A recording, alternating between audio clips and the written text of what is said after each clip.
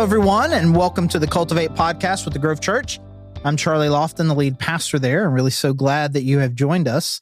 And we're in the middle of a series. We're talking about deconstruction and also a sermon series on Sunday called Reconstruction, where we've just been talking some about what are some of the things that can cause us to kind of start to doubt or question or have really serious questions about our own personal faith and really what do I genuinely believe. We talked about some of the issues that get us there and how to kind of help and love people through that. And we spent some time just kind of talking about what does it mean to really rebuild our faith. And so we talked about three kind of key critical theological points that I think are essential to anyone's faith, and especially those who are trying to rebuild an authentic, genuine faith. That God is good and he loves you. That it is through us and our sin, we together, we broke the world. And that ultimately Jesus Christ, his life, his death, and resurrection is what reconciles us back to God. And so we kind of talk about how to do that, how to rebuild, what does that look like? And again, if you're joining us here on the podcast, hope you also have been joining us for our sermon series as well.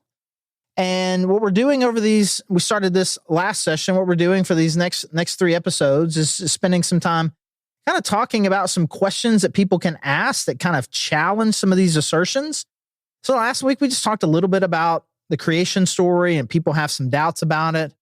And that really what it boils down to is that we need to, even if we don't believe everything that Genesis 1-3 says, it is of absolute critical importance that we believe that we are a unique creation by God, that he loves and that we're created in his image. Now, in our second week of the sermon series, we spent some time talking about sin and the brokenness of the world. And that as you look around and you think about how broken the world is and what's happening to it, both literally the literal brokenness of the world and the figurative, the moral brokenness, the spiritual brokenness, that it just seems like, and again, I think we can all agree on this statement, even if we all don't necessarily agree as to of the details, that there seems to be a lot of brokenness, a lot of sinfulness, that there is a lot of evil that seems to be rampant in our world today. And we may have different definitions of evil. We may have different ideas about what the most evil things going on, but I don't think you have to try too hard to say there seems to be an insurmountable amount of suffering and brokenness in the world. And so it is very normal and natural for people when they experience that, even if they are to believe that sin is what caused it. If it is people doing damage to themselves, to others, and to the world that is causing all of the decay and the destruction. I think it is very normal to say, this is too much. It is too much bad in the world. And we begin to question whether or not God should be doing something about it. Now, again, I think it is a very normal, reasonable question to ask. Even as we begin to spend some time trying to talk about that in this episode, I would really discourage in people spending too much time emotionally here in this question. Because I think it does something that we see in the story of creation, and you really just see it cover to cover in the Bible. You don't even have to go to the Bible. This is in our lives, where we are looking for someone else to blame for the consequences of what we've done. We did this, and we've caused this harm. And if we spend too much time asking God, why doesn't he do something about it? We miss out on really the important thing, which is really the responsibility and culpability that individually and we have in what we have built.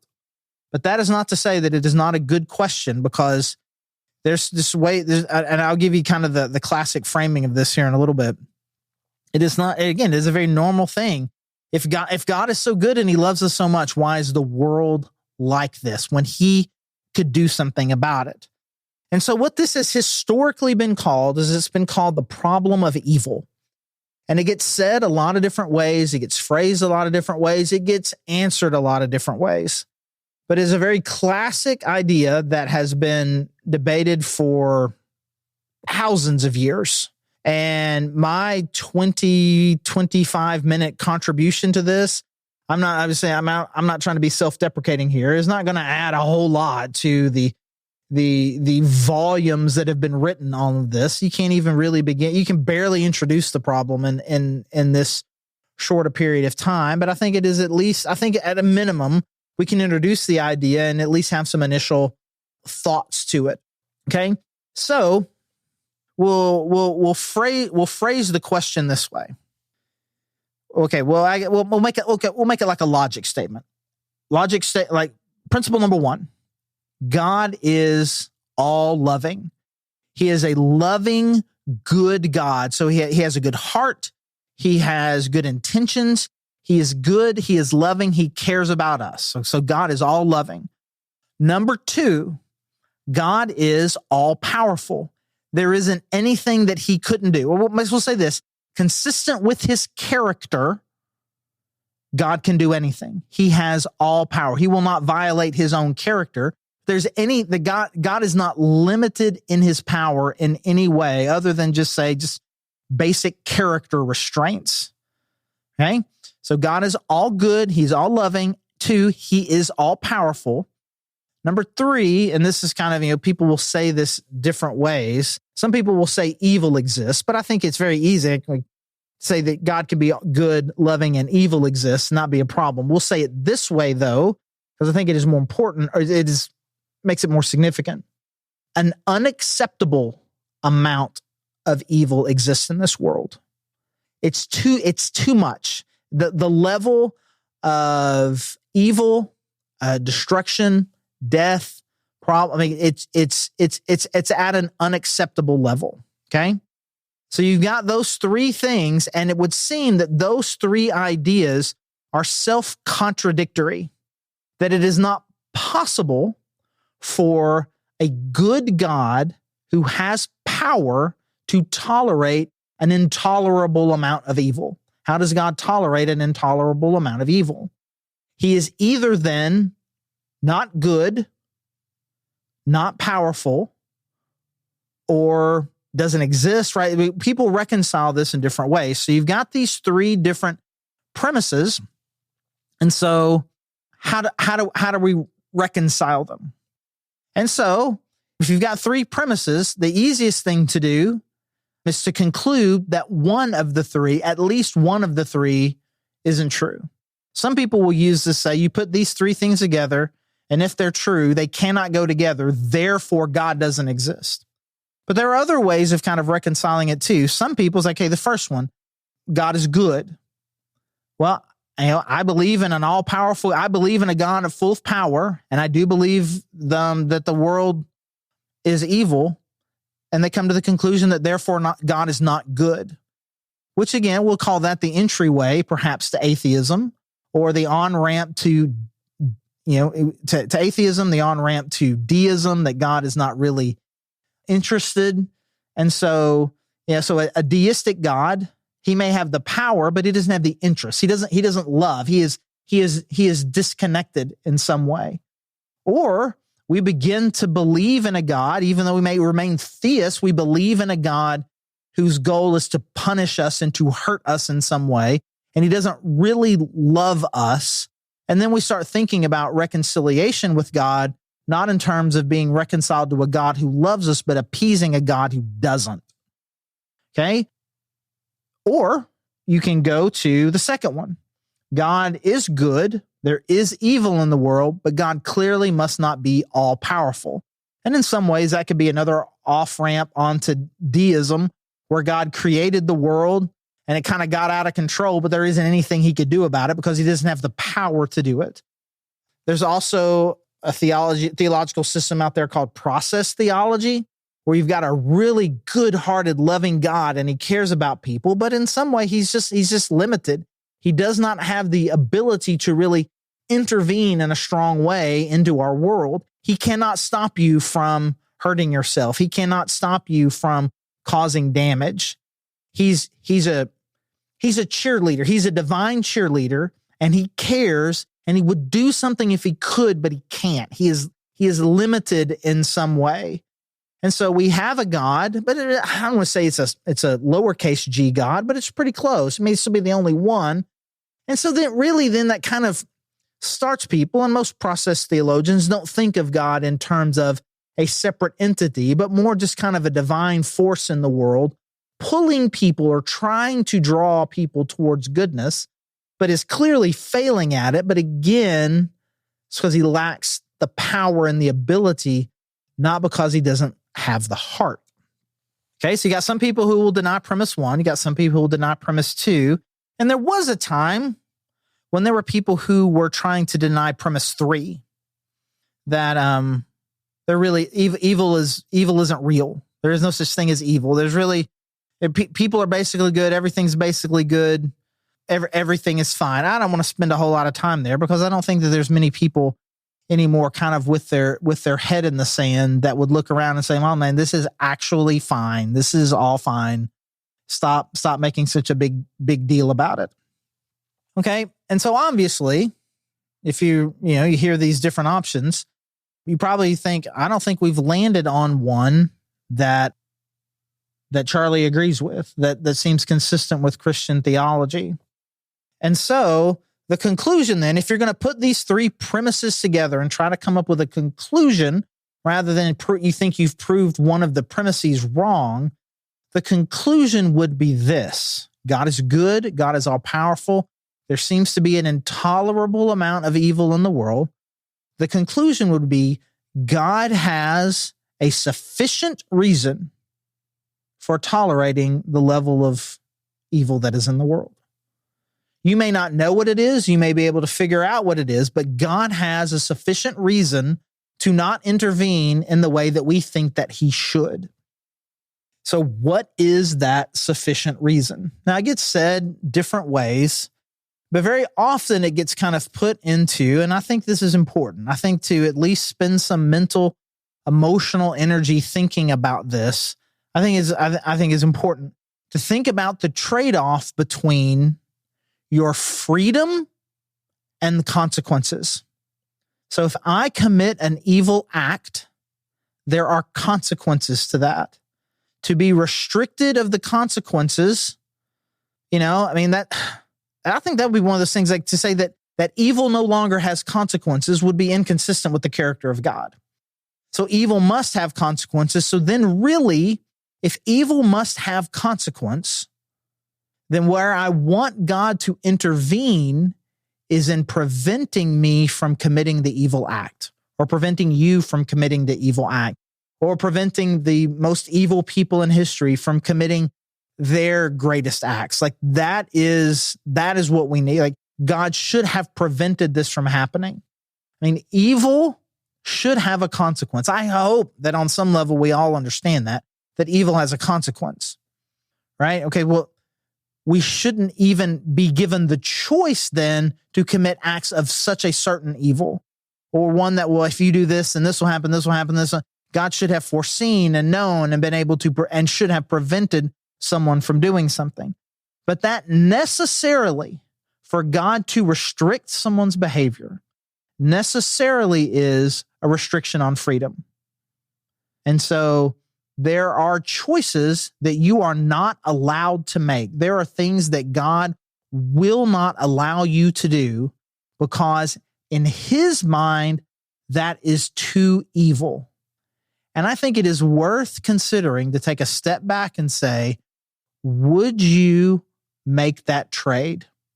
Would you make the trade and exchange your freedom for there being less evil in the world?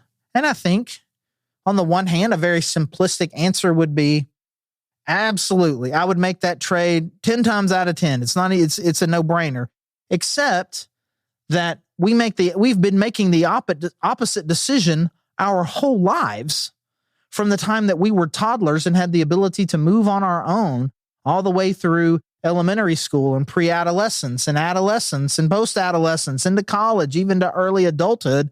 We have spent our entire lives telling our parents, our teachers, everyone who is in authority of us, you don't get to tell me what to do. I want to make my own mistakes and I want to learn from my own mistakes. I want to do what I want to do. You can't tell me. We live lives where we consider anyone who is trying to restrict our freedom, even if it is for our own good, we consider people like that to be part of the problem. Our parents, leaders, people, police officers. You don't have to go too far on the internet. You don't have to get too neck deep in the internet to get, no matter left, right, or middle, to have these people having conversations that it is better to allow people to make bad choices than to restrict their freedom. And it doesn't matter if you're talking about sexuality. It doesn't matter if you're talking about guns and violence. You're talking about war. You're talking about issues around life and abortion and adoption and those kinds of things, that it is inappropriate for government or people in leadership to restrict freedoms, even if it has a bad consequence. And people will jump all over the map as far as what they think about that, depending on their political opinions about the particular issue. But I think there's enough confusion and there's enough controversy, there's enough diversity there to help us understand that it's not so clear cut.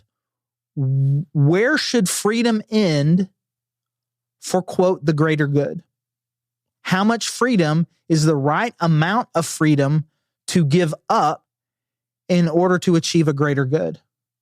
I don't think that we collectively agree on that. I don't think that you could get any number of people to agree on that. And so for us to be able to say, I know absolutely for certain where the line is and we have crossed it, I think is disingenuous. Now, we may all collectively decide on some level, well, this is definitely it. God should be restraining evil. Who's to say that he's not? I would imagine he probably is. God is restraining evil. This is what God is doing. He is restraining evil in the world. He is active in the world, which should, in fact, scare us to death, that the God of the universe is, in fact, restricting evil. The second thing that I would like to say about it is, I think God should he should limit evil. We see him doing that. That is, in fact, the story of Noah's Ark. It is the story of the Tower of Babel. It is the story of Sodom and Gomorrah, where God looked at a certain amount of evil and said, I'm not going to tolerate any more of that. We see it in the exile when he had the Babylonians come and conquer his people. There are several moments in biblical history where God says that's too far, and he begins to do something about evil. The conquest of Joshua, when they would go from town to town and they would wipe out these towns, it was a judgment on the evil of these places. And so all of those instances, let's just specifically with Noah's Ark, when you say God should restrain evil in the world, are you saying you want more Noah's Arks? No, that's not what we're saying. Again, when God does it, it doesn't feel good. And so I think it is important for us to say, okay, it's not so clear cut where the line should be. We don't really want God to judge evil, but I don't really necessarily want him to restrict my behavior either. And so what we've got God, again, what he's doing is balancing some principles that we don't necessarily have a better answer for. Again, you can say, well, I don't think this is it. And then we have to decide whether or not we trust God or not is really what this is ultimately going to come down to. Because there's another thing that God talks about when and again, it's in passages around predestination. And just even me bringing up predestination is going to be a problem. And so I don't necessarily want to get lost in predestination, but there's something that God says that I think is important. Verse 22 of Romans chapter 9. What if God, although choosing to show his wrath and make his power known, bore with great patience the objects of his wrath, prepared for destruction? What if he did this to make the riches of his glory known to the objects of mercy? What if God is tolerating an overwhelming amount of evil because he wants to show you how gracious and kind and merciful he is? If God only tolerates a little bit of evil, then he is only a little bit gracious and merciful. But if God is tolerating huge amounts of evil and is willing to forgive that, he is demonstrating to us the overwhelming amount of his grace and his mercy and his compassion. He is demonstrating to all of us how compassionate and merciful and gracious he is. And so we add to these premises, he's good and loving. He is powerful. He is also merciful. He also wants to demonstrate the fullness of his character to us. He is also holy, which I think is important. He is also set apart. He is intolerant of evil and separates, and evil things separate themselves from him. And so he is essentially letting people go on his own because of his intolerance for evil, right? There are lots of different pieces to this. God values freedom. He wants a genuine relationship with us, not born out of obligation, but one based on us choosing to follow God. So there are a lot of different pieces to this. If God wanted to create stuffed animals that when you pulled their strings said, "I love you," he could have.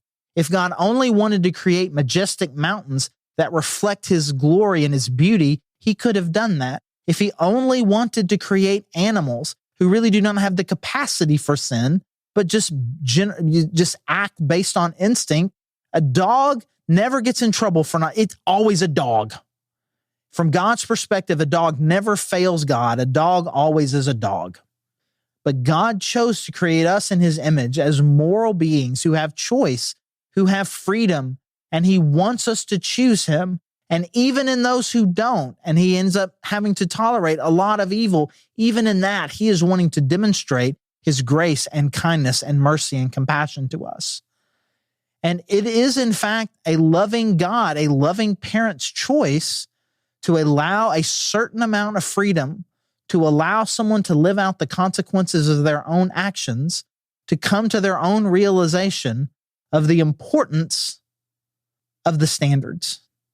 And this is what God is allowing all of us to do. And again, it is very normal and natural to say, I don't think this is how I would do it. I don't necessarily like the way that he is doing it. Very normal and natural to say that.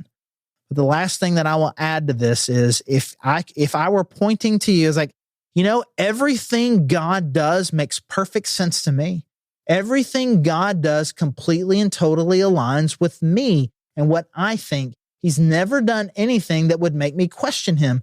He makes all the same decisions that I would make.